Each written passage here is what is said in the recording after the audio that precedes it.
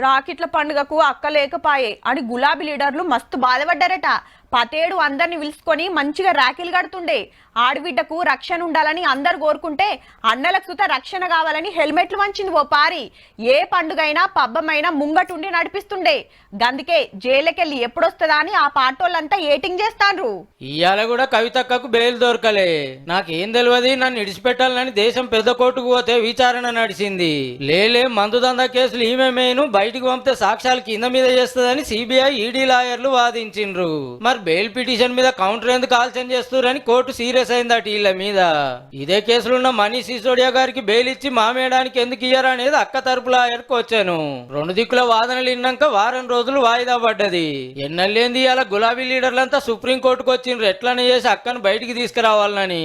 కవిత గారు అమాయకురాలు, కడిగిన ముచ్చంలా బయటకు వస్తారని నమ్మకం ఉంది. బెయిల్ కూడా వచ్చే మరి మంగళవారం మేము ఆశాభావంతో ఉన్నాము.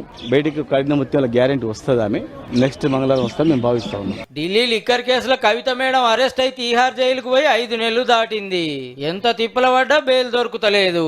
చూడాలి మరి ఇక మంగళవారం నాడు ఏమవుతుందో.